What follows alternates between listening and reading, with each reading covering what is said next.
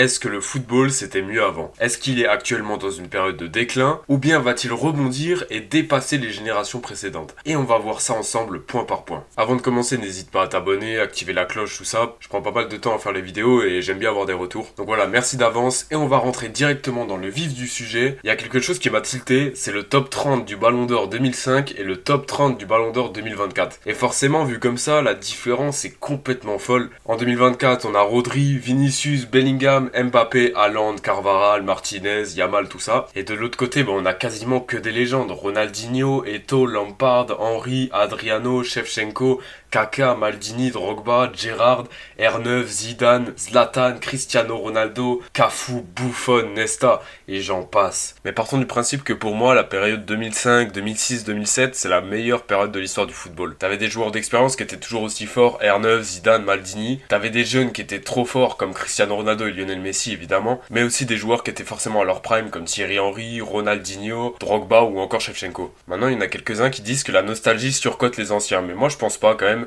J'ai vu beaucoup de matchs en rediffusion, j'ai vu beaucoup de vidéos. Alors perso, c'est une époque que j'ai pas trop connue, mais c'est des joueurs incroyables et franchement, il y a rien à redire, ils se font pas surcoter du tout. Mais par contre, je vais aller dans le sens inverse, est-ce qu'on sous-cote pas la nouvelle génération finalement? J'ai l'impression qu'à chaque fois qu'un joueur émerge, on va toujours chercher à taper dessus. Pour tout ce qui est Mbappé, Vinicius, Haaland, Vinicius, je peux pas le voir, les gars, je l'aime pas, voilà, j'aime pas son comportement, je l'aime pas. Mais honnêtement, c'est un très bon joueur de football. Maintenant, c'est beaucoup trop tôt pour le comparer à des Neymar, à des Rivaldo, des trucs comme ça. Ensuite, Erling Haaland, alors j'ai toujours été un peu sévère avec lui, parce qu'il a eu une période où il était un peu surcoté, mais pour moi, ce joueur, il passera jamais un cap, c'est-à-dire il passera jamais le cap de la légende ultime. Il est pas assez complet, c'est un très bon neuf, c'est un super finisseur. Mais quand tu regardes les meilleurs neufs de l'histoire, bah tu vois, t'as un R9 qui dribble 3-4 joueurs et qui marque, t'as un Van Basten qui sait absolument tout faire, t'as Luis Suarez qui est un très bon finisseur mais aussi un très grand playmaker à l'image de Benzema également, à Shevchenko qui pouvait jouer sur un côté, voilà, c'était que des neufs complets. Maintenant je vois clairement pas Haaland rentrer dans ce classement et même dans un top 10, top 15 peut-être, mais malheureusement je pense pas qu'il va évoluer plus que ça en termes de polyvalence. Ensuite Kylian Mbappé, je suis très mal placé pour parler de lui en ce moment, tout simplement parce que j'ai sorti une vidéo qui s'appelle La fin tragique de Kylian Mbappé. Bon, en vrai le titre et la miniature sont assez explicites, mais en réalité dans la vidéo je dis quand même qu'il y a un espoir et qu'il va quand même peut-être revenir au sommet, mais que sa carrière peut vite basculer en cauchemar. Bon, maintenant il est revenu à son prime, il est de nouveau trop fort, il est l'un des meilleurs joueurs du monde,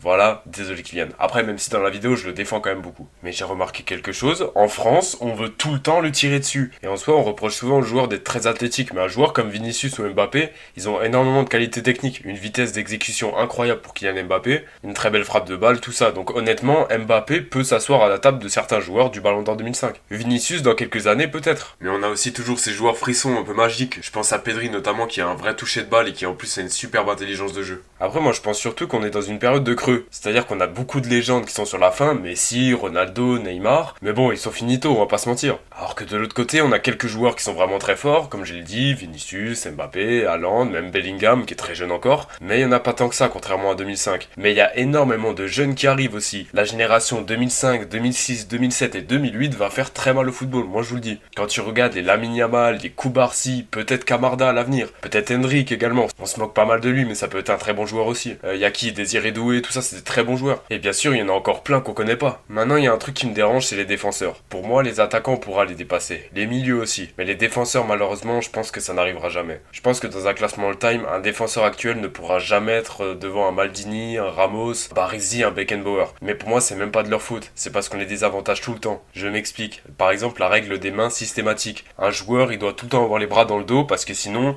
il va faire une main, il va provoquer un penalty, un coup franc. Et ça déstabilise forcément le joueur. Ensuite il y a les tacles considérés comme trop dangereux. C'est-à-dire que tu vas toucher la balle, mais tu vas prendre le joueur avec. Et là, il y a faute parce que c'est trop dangereux. Mais un joueur comme Maldini qui envoie des tacles magnifiques mais qui par contre éclatait le joueur derrière, il n'y avait pas faute parce qu'il a touché le ballon. Et c'était normal. Maintenant on va toujours protéger l'attaquant, c'est dommage. Il y a aussi une règle dont on parlait maintenant, c'était en fin 2023, maintenant on en reparle un peu, c'est la loi Wenger. Alors Wenger c'est un entraîneur que j'admire quand même beaucoup parce que c'est quand même un monument dans le football anglais. Mais maintenant à chaque fois qu'il va prendre une règle c'est horrible, ça tue le football. En gros ce qu'il veut faire c'est rendre le fait que l'attaquant doit être complètement hors jeu, donc tout son corps, par rapport au dernier défenseur pour qu'il soit hors jeu. Ça détruit le football et ça va surtout désavantager les défenseurs. Mais maintenant on veut toujours plus de spectacle, plus d'intensité. Mais si vous voulez du spectacle et plus d'intensité, allez regarder la NBA, allez regarder du football américain. Je comprends pas ces gens-là. Le football, il a toujours été comme ça, il faut le garder. Et maintenant, pour répondre à la question, est-ce que le football c'était mieux avant? Moi, je dirais que oui, bien sûr. Mais par contre, j'en introduis une autre. Est-ce que le football d'après sera mieux que le football de maintenant? J'ai aucun doute là-dessus. Comme je vous ai dit, on est dans une période de creux,